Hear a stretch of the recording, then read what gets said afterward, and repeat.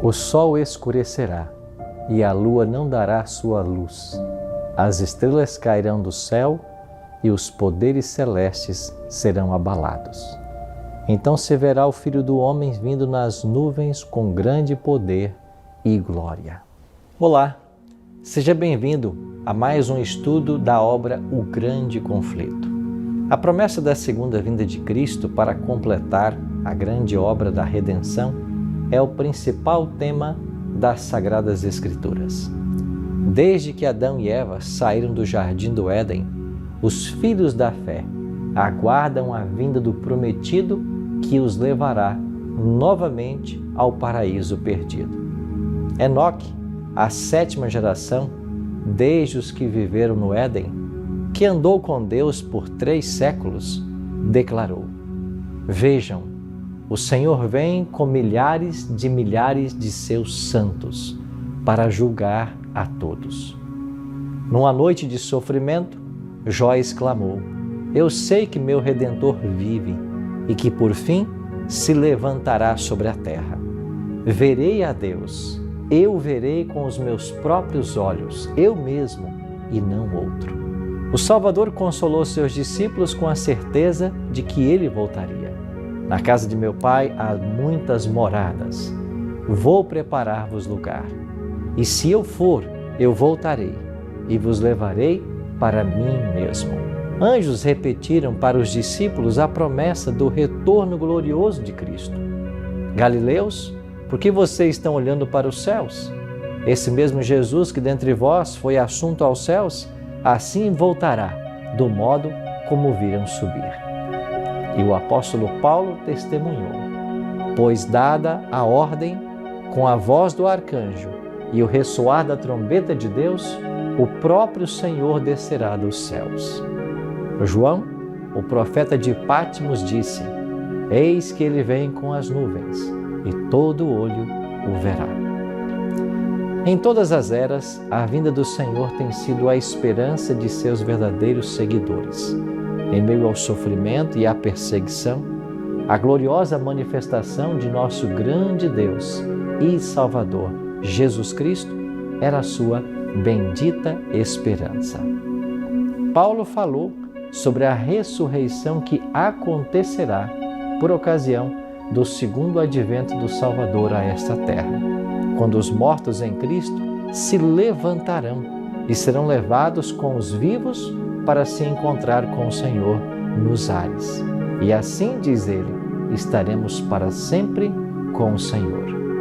No calabouço, na fogueira, na forca, onde cristãos fiéis e mártires testemunharam da verdade, ecoa pelos séculos a expressão de sua fé e esperança. Os valdenses nutriram a mesma fé de Wycliffe, Lutero, Calvino, Knox, olhavam com fé para a vinda do Senhor. A profecia não só prediz o modo e o propósito da segunda vinda de Cristo, como também nos diz como poderemos saber se esse dia está próximo. Jesus mesmo declarou: Haverá sinais no sol, na lua e nas estrelas. O sol escurecerá e a lua não dará sua claridade, e as estrelas cairão do céu, e os poderes celestes serão abalados. Então se verá o Filho do Homem vindo nas nuvens com grande poder e glória. Foi assim que João, o profeta de Patmos, descreveu o primeiro dos sinais que antecedem ao segundo advento de Cristo. Houve um grande terremoto. O sol ficou escuro como tecido de crina negra. Toda a lua tornou-se como sangue, vermelha. Apocalipse 6, verso 12. Essa profecia se cumpriu em 1755, o mais terrível terremoto já registrado. Conhecido como o Terremoto de Lisboa, ele atingiu a Europa, a África e a América. Pessoas o sentiam na Groenlândia, nas Antilhas, na Ilha de Madeira, na Noruega, na Grã-Bretanha e na Irlanda. Abrangeu uma área de no mínimo 10 milhões de quilômetros quadrados. Na África, o abalo foi quase tão grave quanto na Europa. A maior parte da capital da Argélia foi destruída. Uma onda gigantesca varreu a costa da Espanha e da África, engolindo cidades.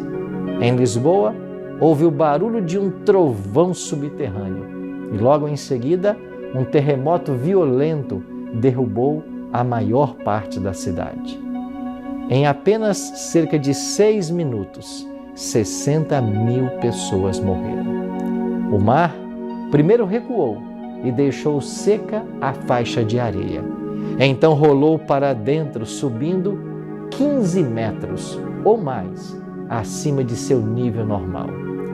O terremoto aconteceu em um dia de festividade religiosa, no qual as igrejas e os conventos estavam repletos de pessoas. Bem poucos escaparam. O terror das pessoas foi indescritível. Ninguém chorou. Era maior que as lágrimas. Eles corriam de um lado para o outro, frenéticas em horror e perplexidade, batendo no rosto, no peito e clamando: misericórdia! O mundo está acabando. As mães se esqueciam dos filhos e corriam para cima e para baixo com imagens de crucifixos.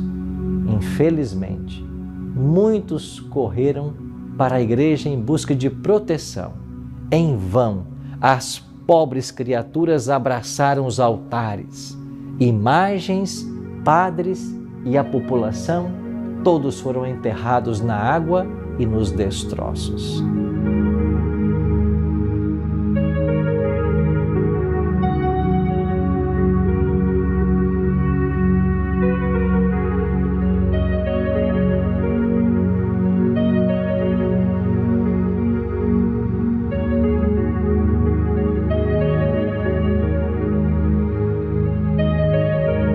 25 anos depois, no ano de 1780, ocorreu o sinal seguinte mencionado na profecia: o escurecimento do sol e da lua.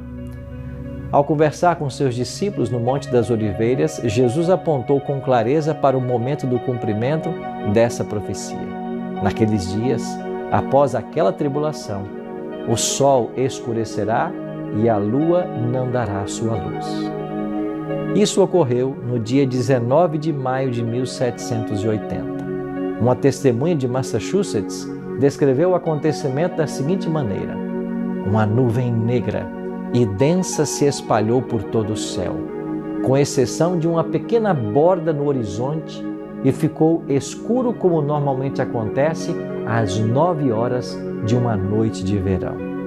Temor, ansiedade e pavor aos poucos encheram a mente das pessoas. As mulheres ficaram às portas, encarando a paisagem escura. Os homens voltaram do trabalho dos campos. O carpinteiro deixou suas ferramentas, o ferreiro sua oficina e o comerciante o seu balcão. As escolas dispensaram os alunos, as crianças correram com medo para casa. Viajantes pediam abrigo na fazenda mais próxima. O que vem em seguida era a pergunta em cada lábio e coração. Parecia que um furacão estava prestes a assolar a terra, ou que havia chegado o dia do juízo final, o fim de todas as coisas. As pessoas acenderam velas, o fogo das lareiras queimava com tanto brilho quanto numa noite de outono sem luar. As aves voaram para os poleiros, o gado se reuniu e se abaixou no pasto. Pássaros cantavam suas músicas noturnas e os morcegos voavam. Mas os seres humanos sabiam que a noite ainda não havia chegado. Congregações se reuniram em muitos lugares. Os textos dos sermões improvisados em todos os lugares eram aqueles que pareciam mostrar que as trevas eram o cumprimento de uma profecia bíblica. A escuridão alcançou densidade máxima pouco depois das 11 horas da manhã. E na maior parte do país, ficou tão escuro durante o dia que as pessoas não sabiam dizer que horas eram, olhando em relógio de parede ou mesmo do pulso. Não conseguiam comer nem fazer as tarefas domésticas sem a luz das velas. E quando a noite chegou, sua escuridão foi tão estranha e aterrorizante quanto as trevas do dia. Embora fosse quase lua cheia, nenhum objeto ficava visível sem o auxílio de luz artificial. Todos os corpos celestes do universo pareciam haver sido envoltos em panos de maneira que não deixavam sua luz passar. E quando passou de meia-noite, a escuridão desapareceu e a lua, ao ficar visível pela primeira vez, tinha a aparência de sangue. O dia 19 de maio de 1780 entrou para a história como o dia escuro. Desde os tempos de Moisés, não foi registrada nenhuma escuridão semelhante em densidade, extensão e duração. A descrição das testemunhas ecoa as palavras do profeta Joel, registradas há 2.500 anos atrás. O sol se converterá em trevas e a lua em sangue, antes que venha o grande e terrível dia do Senhor. Cristo disse: quando começarem a acontecer essas coisas, levantem-se e ergam a cabeça, porque estará próxima a redenção de vocês. Ele mostrou a seus seguidores as árvores em flor da primavera. Quando elas brotam, vocês mesmos percebem e sabem que o verão está próximo. Assim também, quando virem estas coisas acontecendo, saibam que o reino de Deus está próximo. Na igreja, porém, o amor por Cristo e a fé em sua vinda haviam se esfriado. Aqueles que afirmavam ser o povo de Deus estavam cegos para as instruções do Salvador acerca dos sinais do seu aparecimento. Negligenciaram a doutrina do segundo advento até ela ser, em grande medida, ignorada e esquecida, em especial nos Estados Unidos. O desejo de ganhar dinheiro, a corrida em busca de popularidade e poder levaram o povo a adiar para um futuro bem distante o dia solene, no qual o mundo, conforme o conhecemos, irá passar. O Salvador predisse a condição espiritual desprezível dos crentes que predominaria pouco antes do seu aparecimento, do seu segundo advento. O conselho de Cristo para quem vivesse naquele tempo foi: tenham cuidado para não sobrecarregar o coração de vocês de libertinagem, bebedeira e ansiedades da vida, e aquele dia venha sobre vocês inesperadamente. Estejam sempre atentos e orem para que vocês possam escapar de tudo o que está para acontecer e estar em pé diante do Filho do Homem.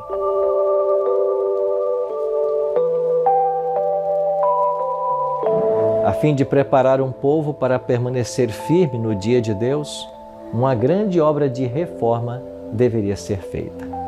Em sua misericórdia, o Senhor estava prestes a enviar uma mensagem para despertar aqueles que afirmavam ser o seu povo e conduzi-los a se preparar para a vinda de Jesus. Encontramos essa advertência em Apocalipse, no capítulo 14.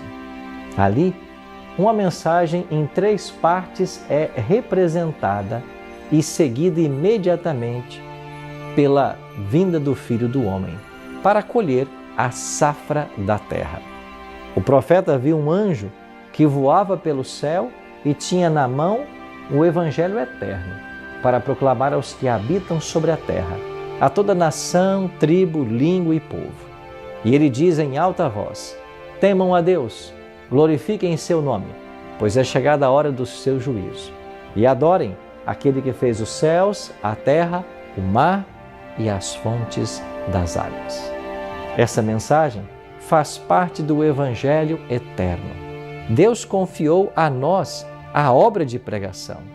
Santos anjos direcionam, mas os servos de Cristo na terra, que fazem o trabalho de proclamar o Evangelho, homens e mulheres fiéis, obedientes aos impulsos do Espírito Santo de Deus e aos ensinos de sua palavra, deveriam anunciar essa advertência a todo mundo.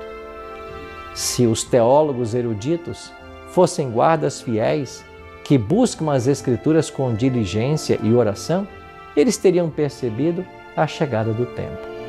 As profecias teriam revelado a eles os acontecimentos prestes a ocorrer. Em vez disso, porém, foram pessoas humildes que deram a mensagem daquele momento. Aqueles que negligenciam buscar a luz quando ela está ao seu alcance são deixados na escuridão. Mas o Salvador diz: quem me segue nunca andará em trevas, mas terá a luz da vida. Deus envia uma estrela de brilho celeste para essa pessoa a fim de guiá-la em toda a verdade.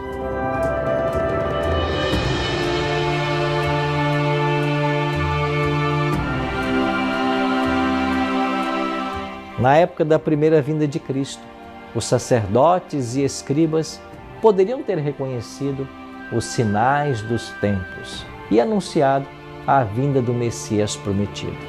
Miqueias identificou sua cidade natal. Daniel apontou para o tempo da sua chegada. Os líderes judeus não tinham desculpas válidas para não saber. Sua ignorância era resultado de negligência pecaminosa.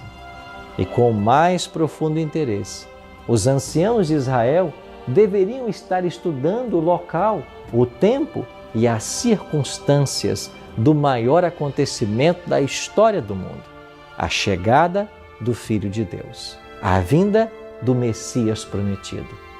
As pessoas deveriam estar vigiando para que pudessem receber o Redentor do mundo.